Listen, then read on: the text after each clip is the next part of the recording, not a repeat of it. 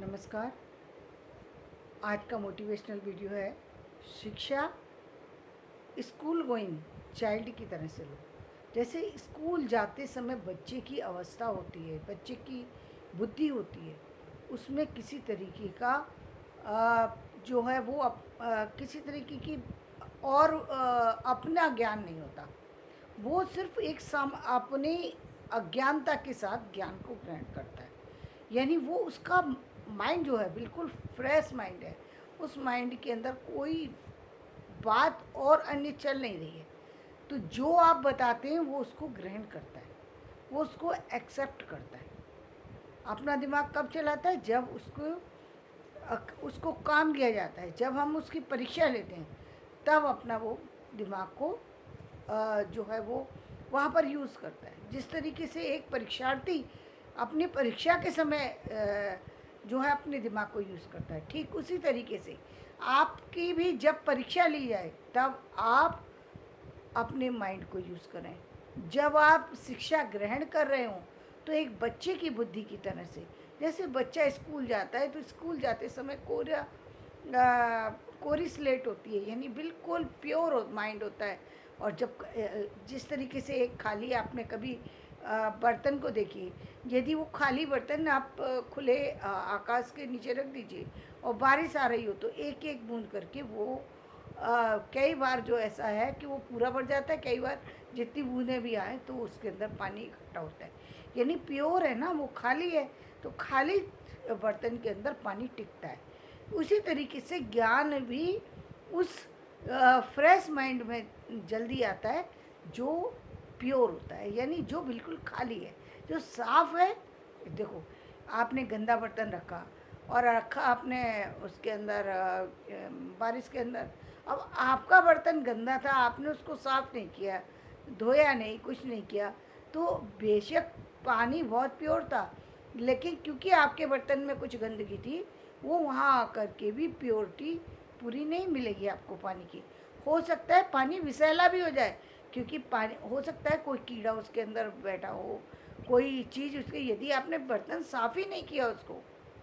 जब जब आप शिक्षा ग्रहण करें अपने माइंड को बिल्कुल साफ सुथरा करके, तब बैठे शिक्षा ग्रहण करें। लेकिन ये माइंड साफ सुथरा होता कैसे? प्रश्न है, साफ सुथरा कैसे होता है? साफ सुथरा होता है, जैसा मैंने आपको बार बार कहा है कि आप अच्छी चीज़ें देखिए। अच्छी चीज़ें मतलब देखिए, एक पूरे हम पूरे दिन का एक हमारा टाइम होता है, हम कुछ चीज़ें ग्रहण कर रहे होते हैं, कुछ चीज़ें जान रहे हैं, न्यूज़ सुन रहे होते हैं, हर चीज़ सुन रहे होते हैं, हम लास्ट मोमेंट तक हम हर चीज़ सुन रहे हैं, ठीक है। पूरे दिन हमने अच्छी चीज़ें सुनी, कुछ ऐसी चीज़ें हो सकती हैं जैसे न्यूज़ के माध्यम से, कोई ऐसी चीज़ भी हो सकती है जो आपके माइंड में आकर के टकराए, मोबाइल के माध्यम से कोई चीज़ हो सकती है आपके माइंड में आके टकराए। लेकिन जब आप लास्ट में आप सहन करने जाएं, लास्ट में जब आप सोने जाएं, तो आपको कुछ ना कुछ ऐसा पढ़ना है, कुछ ना कुछ ऐसा देखना है जो आपके माइंड में या तो हंसी दे दे या शांति दे दे। दो चीज़ें दी।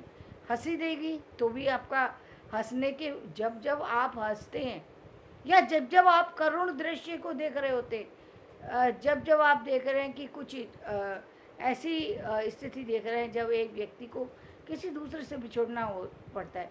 देखिए, बिछोड़ना सिर्फ प्रेमी प्रेमी का ही कहीं नहीं होता, बिछोड़ना तो माता पिता का भी बिछोड़ना होता है। एक बच्चे से जब माता पिता बिछोड़ते हैं, चाहे बच्चा किसी भी एज में, यदि बच्चा अपने माँ बाप को प्यार करता है तो वो उसके माइंड में अपने पिता का बिछोड़ना या माँ का बिछोड़ना बहुत बहुत कष्टप्रद होता है। भाई बहन का बिछोड़ना भी बहुत कष्टप्रद होता है। केवल ऐसा नहीं होता कि केवल प्रेमिका का हो या केवल पत्नी का हो या केवल बच्चों का, ऐसा नहीं होता। ऐसा तो कुछ लोगों के माइंड में होता है कि जिनके जो अति स्वार्थी है। स्वार्थी तो इस संसार में कोई भी ऐसा नहीं है जो स्वार्थी नहीं है। माँ भी स्वार्थी है, माँ भी सोचती है मेरा बच्चा होगा तो मैं वो उसको बच्चे की खुशी मिलेगी, बच्चा बड़ा होगा तो वो उसकी शादी करेगी, शादी का की खुशी मिलेगी, बहू लाएगी उसकी खुशी मिलेगी, बच्चा मेरा बड़ा होगा तो मेरे को मेरा ध्यान रखेगा। तो स्वार्थ तो उसका है, लेकिन स्वार्थ उस तरह का नहीं है जिस तरीके का दुनिया का है। दुनिया सिर्फ अपना स्वार्थ देखती है। आपका स्वार्थ, आपका फ़ायदा क्या हो रहा है इससे उसका कोई लेना देना नहीं होता। माँ जो है बच्चे की खुशियों में खुश होने वाली होती है। माँ बच्चे की बढ़ता हुआ देखे, माँ और पिता ऐसा पद दोनों का स्थान है, वो दोनों बच्चे की ग्रोथ के साथ साथ उनकी खुशियाँ भी बढ़ती चली जाती हैं। जैसे जैसे वो बच्चे को बढ़ता हुआ देखते हैं तो उनकी खुशियाँ बढ़ती हैं। जब उनका बच्चा उनसे आगे जा रहा होता है तो उनके अंदर एक खुशी आ रही होती है।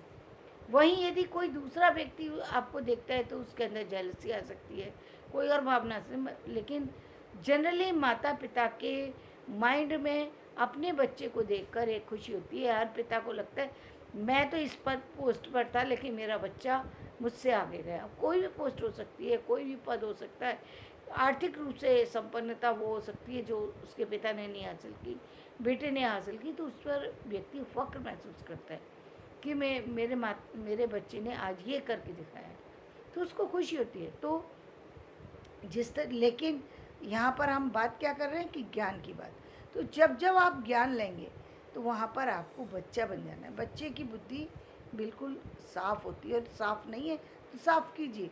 तो या तो आप ऐसे कोई चीज़ों को पढ़िए जहाँ पर आपको, आप देख रहे हैं कि एक बच्चा अपने पिता के से प्यार करता है तो पिता की केयर कर रहा है, इस तरह की कोई आपने बुक पढ़ी, इस तरह की कोई आपने धार्मिक ग्रंथ पढ़ा, इस तरह की कोई स्टोरी पढ़ी, इस तरह की कोई ऐसी स्टोरी पढ़ी जहाँ पर आपकी आंखों में आंसू आ गए कि आपने देखा कि एक व्यक्ति दूसरे की मदद कैसे करी उसने, या एक सच्ची घटनाओं पर आधारित बहुत सारी चीज़ें होती हैं, जैसे जिसको हम कहते हैं जीवनी आत्मकथा। ये बहुत अच्छी चीज़ें हैं क्योंकि इसमें बहुत प्योरिटी होती है। यात्रा वृतांत आप जब पढ़ते हैं तो यात्रा वृतांत के अंदर भी क्या है, वो प्योर यात्रा के अपने विवरण लिख रहे हैं, तो उसको पढ़ कर के अच्छा लगेगा। जनरली ये चीज़ें ऐसी होती हैं जहाँ पर आपको पॉजिटिव चीज़ें मिलेंगी बहुत सारी, क्योंकि अच्छी इन्फॉर्मेशन कोई व्यक्ति सामने व्यक्त करता है, जनरली वही स्टोरी व्यक्त करता है। और यदि कोई व्यक्ति अपनी कोई ऐसी नेगेटिव स्टोरी वो वहाँ पर शेयर कर रहा है तो उसको रात्रि के समय ना पढ़ें, उसको दिन के समय पढ़ें। यदि आपको पढ़ना ही है, हो सकता है कि वो नेगेटिव स्टोरी भी पॉजिटिविटी देती हो, लेकिन पता नहीं वो किस तरीके से पॉजिटिविटी दे रही है, किस तरीके से भी। तो रात्रि में जिस समय आप सोने जा रहे हैं उस समय या तो आप कोई बहुत हंसी का चीज़ ऐसी देखें, या कोई ऐसी भावनात्मक चीज़ देखें जिसके माध्यम से आपके हृदय के जो कठोरता आ गई, जो किसी कारण से कलुषता आ गई, किस जीवन में कोई अनुभव दिन का है, सुबह से शाम तक न जाने किस किस व्यक्ति से व्यक्ति मिलता है। एक व्यक्ति अच्छा होता है, दूसरा इतना खराब अनुभव दे रहा होता है कि जिसको देख करके लगता है यार सारी दुनिया इसी तरह की है। आपको मैं एक बिल्कुल सच्ची बात बता रही हूँ। एक समय में जब हॉस्पिटल के अंदर रही, करीब करीब 2 साल तक मैं हॉस्पिटल एवरी डे गई, और या फिर कई कई वीक तक मैं हॉस्पिटल के अंदर थी। 2-3 महीने तक मुझे एक साथ वहीं हॉस्पिटल में रहना पड़ा।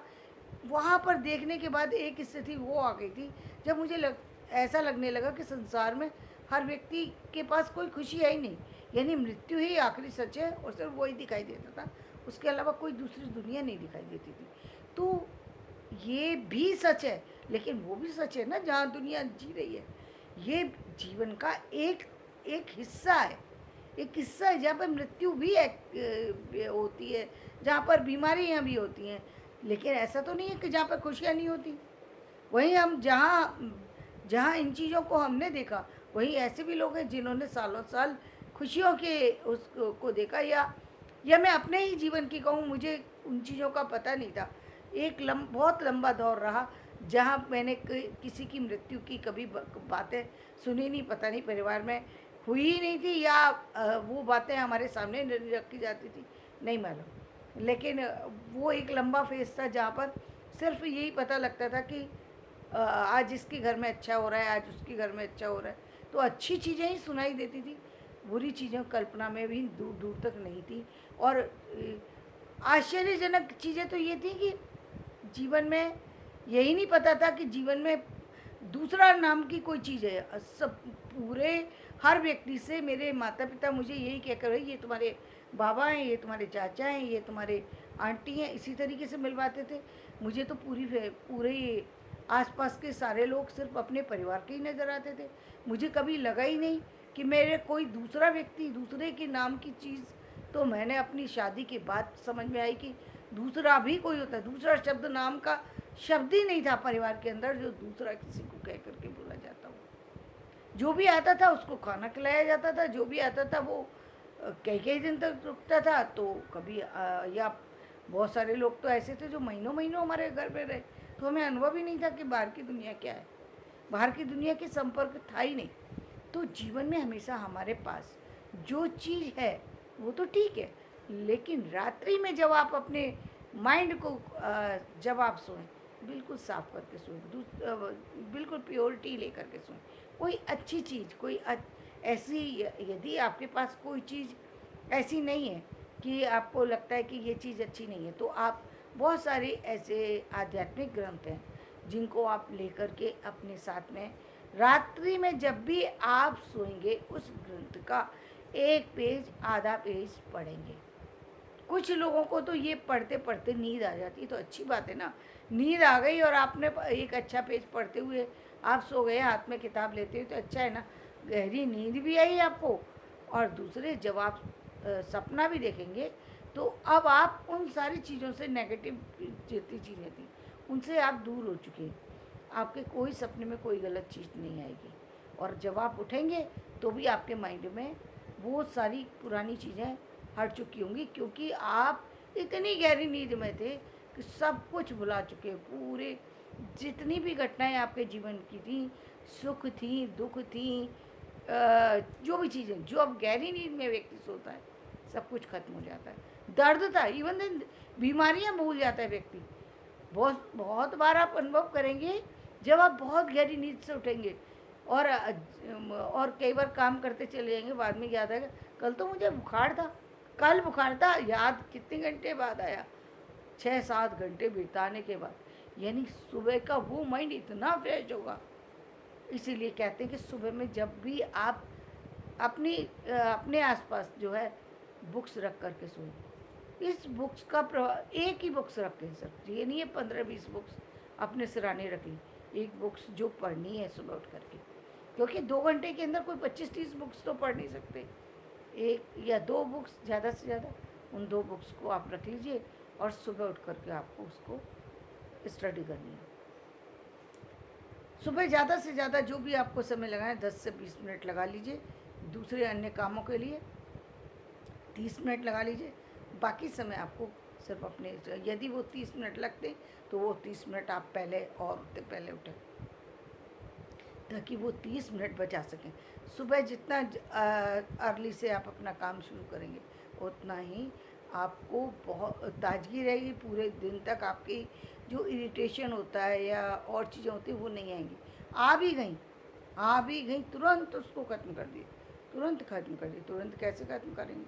हाँ, अपने आप को अपने आप से कूल कीजिए। दूसरी चीज़ पर तुरंत कोई ऐसी चीज़ देखना शुरू कर दीजिए। कोई ऐसा आपको बहुत प्रिय गाना है, वो गाना अपना सेव करके रख लीजिए। सेव नहीं कर सकते हैं तो उसमें डाल करके खोल लीजिए उसे। कोई ऐसी और चीज़ है जिसको देख करके आपका माइंड हो, वो आप तुरंत देखिए और तुरंत अपने माइंड को डाइवर्ट कर दीजिए उस घटना से, उस स्थिति से जो अचानक हुई थी, हो जाती है किसी भी कारण से, सामने वाले के कारण से, आपके अपने कारण से होती है कभी स्थिति। कभी आप गलत बोल सकते हैं, कभी दूसरा भी गलत बोल सकता है, और स्थितियाँ गलत हो सकती हैं, लेकिन आपको अपनी जगह पर आना है। स्थिर होना, और स्थिर होने के बाद ही जब आप ज्ञान लेते हैं तो बहुत, तो ज्ञान, जो भी आप ज्ञान लेते हैं वो कई गुना ज़्यादा आप ज्ञान ले जाते हैं। दूसरी बात, आपका मन जो है वो हमेशा शुद्धता की स्थिति में ही रहेगा, यानी उसके अंदर किसी तरह की अन्य चीज़ों के आने की संभावना समाप्त हो जाती है। धन्यवाद। मैं अपना वीडियो यहीं समाप्त करती हूँ। मेरा वीडियो पसंद आए तो इसे लाइक करें, शेयर करें और सब्सक्राइब करें।